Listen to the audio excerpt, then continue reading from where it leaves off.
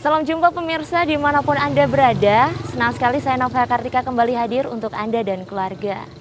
Nah pemirsa, dalam Bodi Cita kali ini saya akan berkunjung di rumah Ibu Riamah.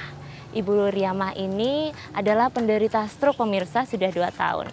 Dan dia memiliki beberapa orang anak. Siapakah dia yang akan saya temui hari ini? Jangan kemana-mana pemirsa, tetap ikuti saya di Bodi Cita.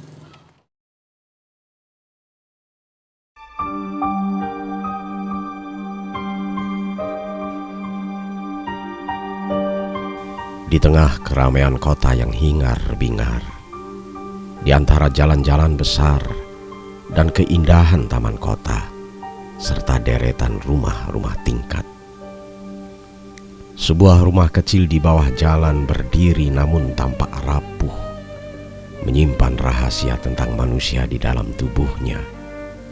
Rumah kecil dengan wajah kusam seakan-akan ingin menceritakan bahwa dia ingin dilihat, bahwa dia ingin seperti yang lain, bahwa dia ingin tersenyum, bahwa dia ingin lebih baik.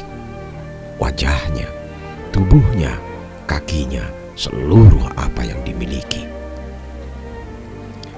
Rumah kecil ini juga ingin memberikan sinar seperti apa yang telah diberikan orang lain kepadanya, agar di setiap sudut dan di sekitar tubuhnya dapat memberikan jalan penerang bagi semua, berbicara juga bersenda gurau, terutama bagi orang di dalam tubuh dan selalu diselimutinya dengan dinding-dinding yang berlubang.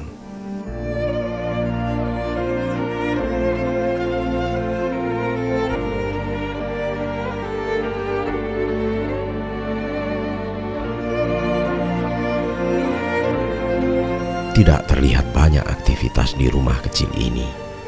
Hanya pada waktu-waktu tertentu saja, biasanya pagi atau malam hari. Selebihnya sunyi. Sementara di luar, anak-anak kecil dengan polos dan senangnya bermain satu sama lain memecah keheningan sudut gang. Masing-masing anak berlomba menjadi pemenang dalam setiap permainan. Mereka pun mampu bekerja sama dalam permainan berkelompok. Ketertarikan kami akan keramaian di sudut gang depan rumah kecil dan rapuh terus membawa langkah-langkah untuk lebih dekat lagi dan masuk ke dalam ruang rumah tersebut, menyapa serta berbincang-bincang untuk menguak rahasia di tubuh rumah kecil rapuh.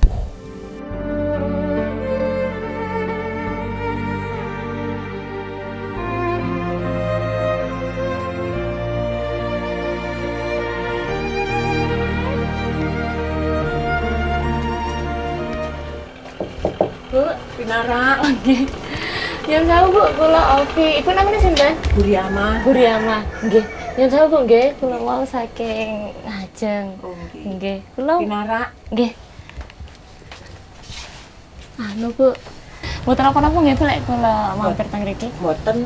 Nggih. Nggih Pinara lek kesel ngoten Pinara iki nggih. Mboten nggih. Nggih. Kalih sinten Bu teng griya? Kalau nika juga kula nika. Oh, kalih yugane. Oh. Kalih yugane berarti namung tiang kalih nggih Bu? Nggih. Yoga, Ibu misale mendinten ngoten niku, Ibu kerja napa ya napa Bu? Mboten saged napa-napa, Mbak. Sampun mboten saged napa-napa. Nggih. Nggih. Kenapa Bu? Sakit stroke Sakit stroke kali tahun. kalih tahun nggih. Bu, niki lek kula misale ningali griya jenengan mboten napa-napa nggih Bu? Mboten. Pasal kamar-kamar mboten napa-napa. Oh, ngoten nggih. Mboten karu-karuan. Mboten napa-napa. Kula badhe ningali mboten napa-napa. Nggih pun. Matur nuwun nggih. Nggih sampean buka. Oh, ngoten nggih. Nggih, kula ningali sing teng njaba rumen nggih, Bu. Nggih. Nyun sewu, Bu. Pemirsa, ini adalah rumah Ibu Riamah. Nah, seperti yang kita lihat, di atasnya ini terbuat dari genteng biasa. Terus juga ini penyangganya ada kayu-kayu yang mungkin ini sudah mulai rapuh ya, mulai agak rapuh seperti itu. Dan ini tembok tembok ini bukan yang seperti kita lihat biasanya tembok dari batu bata atau apa, tapi ini dari kayu pemirsa, dari triplex. Nah, nanti kita akan lihat di dalam, ikuti saya pemirsa. Nah pemirsa, sekarang saya sudah ada di ruang tamunya Ibu Riamah ini. Di sini ada sofa, terus juga, nah ini pemirsa, ini tembok yang saya bilang tadi. Jadi temboknya bukan terdiri dari tumpukan batu bata sama lapisan semen, tapi ini dari triplex biasa yang dicat. Dan ini ada kamarnya. Kamarnya terdiri dari 2 buah ruangan. Ini bisa dilihat, ini ruangannya Ibu Riamah. Kalau misalnya ibunya mau tidur, lemari, wow, lemari ya, cukup sederhana sekali. Atapnya pun juga seperti kita lihat, di sini ada plastik yang digunakan untuk supaya tidak, nanti kalau hujan itu airnya tidak turun ke bawah, tidak bisa bocor seperti itu. Di sebelah ruang tamu ternyata di sini dijadikan sebagai dapur. Nah, dapur ini digunakan ibu sama putranya untuk membuat makanan sederhana dan minuman sederhana, seperti di sini saya lihat kopi, ada sayur biasa juga, ada kompor, terus juga beberapa peralatan dapur juga ada. Sosok seorang ibu yang telah menerima kami untuk sekedar melihat-lihat bagian dalam rumahnya adalah seorang wanita yang sangat bekerja keras. Sejak suaminya meninggal, ibu yang terus berusaha menghidupi anak-anaknya hingga besar. Dulu pekerjaannya adalah sebagai pembuat dan penjual rempeyek. Namun, karena sakit stroke yang diderita Bu Yama, sudah tidak mampu untuk berbuat apa-apa lagi. Dengan kemampuan terbatas, Bu Yama hanya bisa berharap dari kerabat yang membantu, juga seorang anaknya yang juga mempunyai kemampuan terbatas.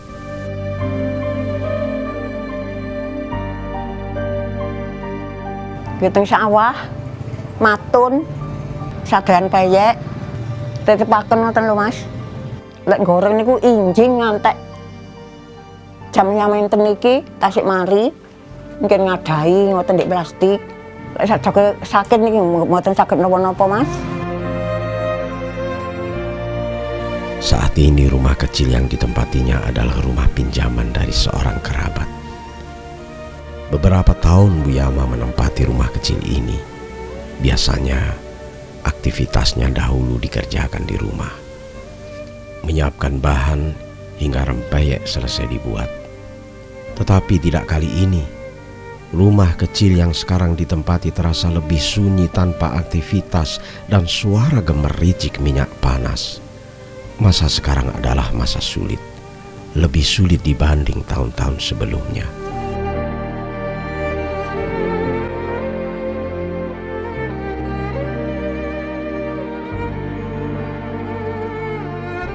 Nggih damel blonjo.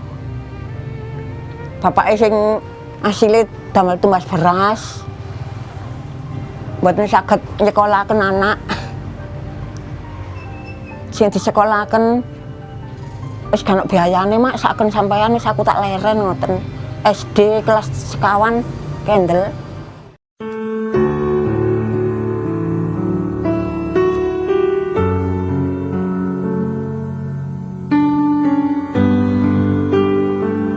Sukalis, anak dari Bu Yama. Pekerjaannya masih tidak tentu. Terkadang saat ada yang memanggil atau membutuhkan bantuannya, saat itulah penghasilan didapat. Entah sebagai buruh atau pekerja serabutan lainnya. Kali ini, di dekat rumah, seorang tetangga memanggil. Setelah siap, Sukalis dengan peralatan sederhana berjalan dengan langkah cepat menyusuri jalan di gang kecil yang sempit. Para tetangga pun senang akan kehadiran Bu Yama dan anaknya, karena dapat membantu mereka pada saat dibutuhkan dan membuat pekerjaan menjadi lebih ringan.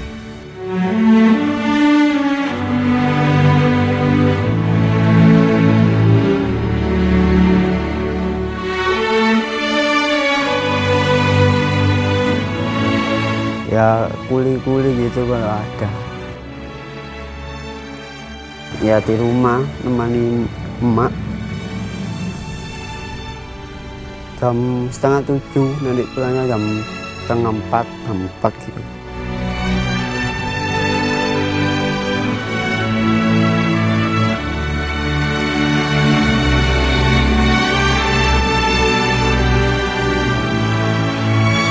Sampai di tujuan, pekerjaan yang dilakukan adalah membersihkan puing-puing batu, mencangkul pasir, serta melakukan pekerjaan lainnya sebagai buruh. Kali ini pekerjaan pertama yang dilakukan adalah merapikan batu-batu yang tercecer. Satu persatu batu yang tercecer dirapikan. Semua dilakukan dengan penuh kesabaran, tanpa menghitung pekerjaan yang harus diselesaikan. Sedikit atau banyak, berat atau ringan, semua harus diselesaikan dengan baik. Di bawah terik matahari, Sukalis terus bekerja tanpa kenal lelah, walau dengan keterbatasan dan pengalaman yang sedikit. Saat tubuhnya terus bergerak, terkadang Sukalis digoda oleh pikiran-pikirannya tentang masa lalu saat dirinya merasakan bangku sekolah.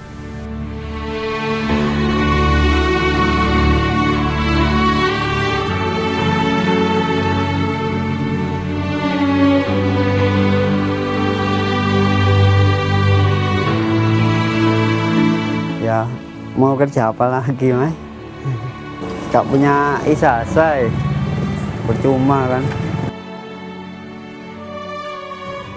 Biayanya itu susah. Pengen terus.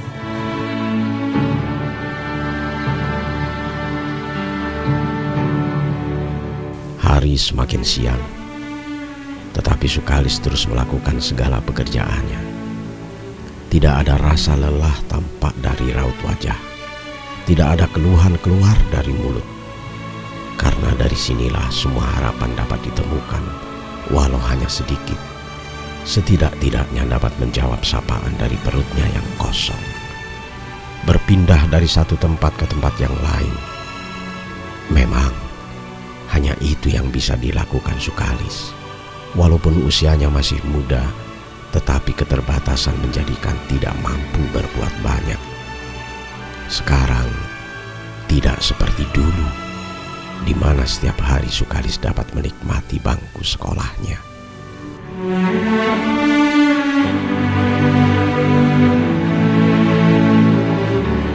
Ya kasihan, ingin bantu aja, tapi gimana? Ya enggak, suruh antar-antarin aja, bantu ibu ke pasar, toko-toko, warung gitu. Ada mau kerja lagi lah gitu.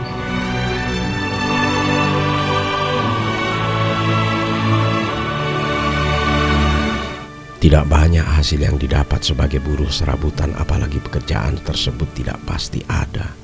Hanya saat tertentu saja, itu pun jika ada tetangga yang memanggil. Selanjutnya masih menjadi tanda tanya.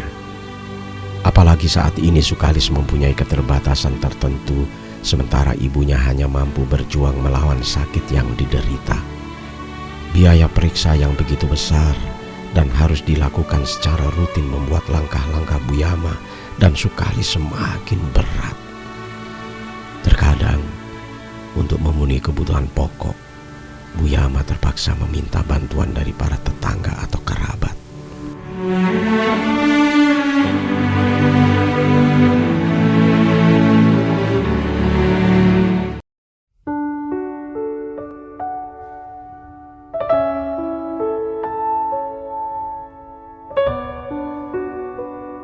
Jika tidak ada yang memanggil, pekerjaan lain yang biasa dilakukan Sukalis adalah sekedar membersihkan rumah yang ditempati. Sementara dalam sakitnya, Buyama terkadang memasak dan menyiapkan makanan sederhana untuk anaknya. Selain itu, tidak ada lagi yang dapat dilakukan Bu Yama di usia tuanya. Hanya menunggu dan menunggu dengan harapan dan mimpi-mimpi untuk kesembuhan dan pekerjaan yang akan terus menunggu dan ada di hari esok. Begitulah setiap hari kegiatan yang dilakukan. Belum hilang sakitnya, Bu Yama dan Sukalis tetap terus berjuang dengan segala kemampuan mereka.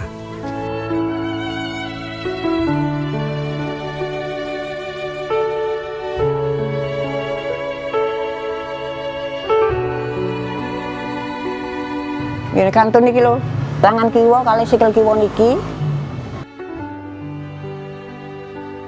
Ngeten niki sak jeke enten lek 3 wulan mboten periksa.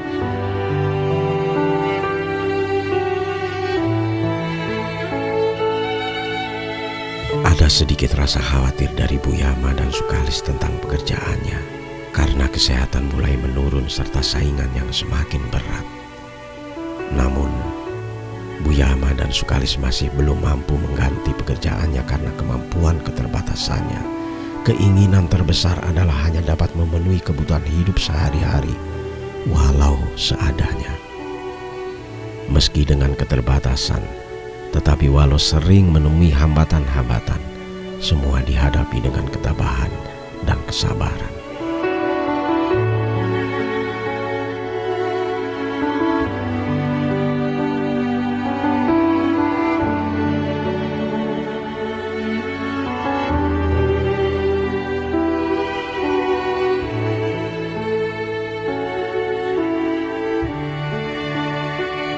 Kula nggih kepengin waras ngoten Mas, ndang waras nang iso nyambut gawe ngoten.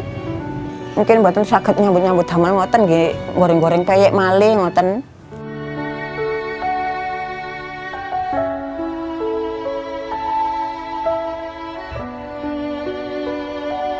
Seperti inilah keadaan rumah Bu Yama dan Sukalis. Tidak ada yang istimewa dari rumah kecil tersebut. Lokasinya di pinggir dan menjorok di bawah jalan besar. Dinding-dindingnya pun hanya terbuat dari anyaman bambu dan kayu-kayu. Lantai masih beralaskan tanah. Peralatan yang digunakan pun sangat sederhana. Rumah kecil ini ditempati atas pemberian dari kerabatnya. Bagi mereka rumah tersebut sudah terasa nyaman untuk tempat beristirahat melepas lelah.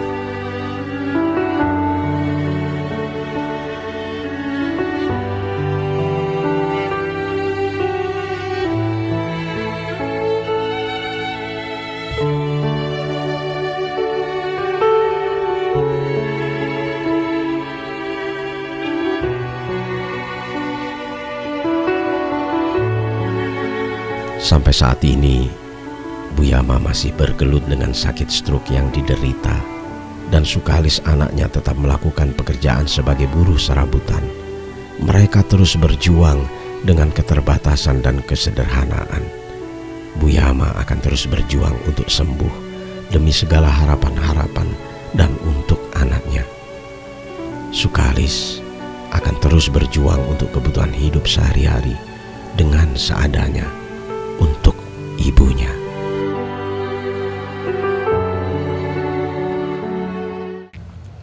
Bu, matur nuwun nggih, Bu. Nggih. Wow, kula sampun di Nggih. ajetaken Kula matur niki. suwun, Nggih. Mbak. Niki wonten bantuan nggih, Nggih. Mas. Nggih. Heeh, niki saking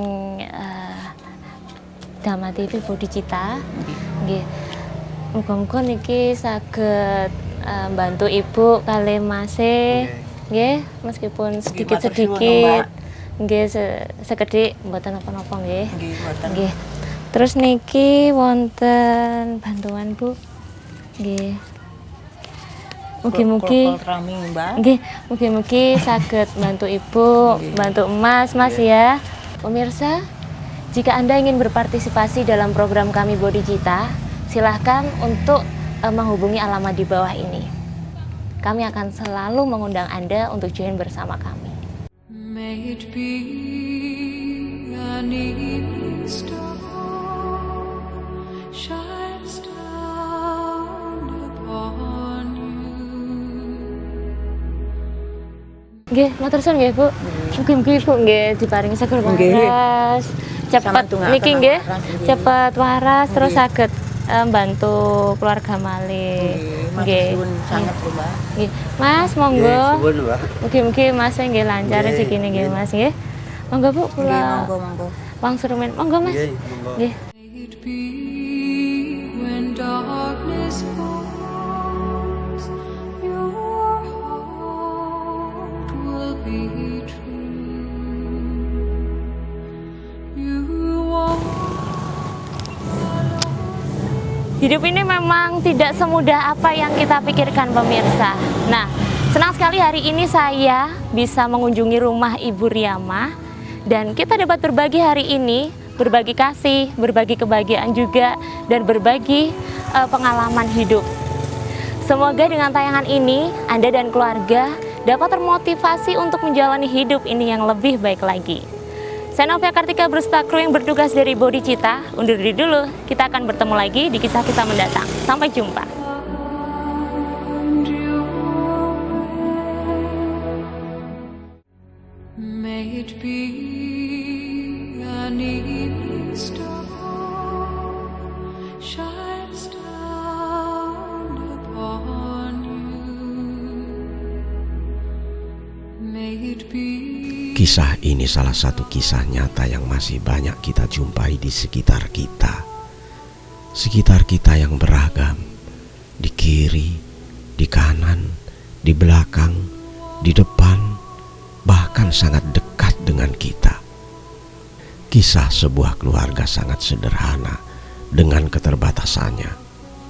Orang-orang yang terus berjuang dengan semangat, kesabaran, juga senyum mereka. Sebuah kisah yang menanti kepedulian kita, kisah dari yang terpinggirkan.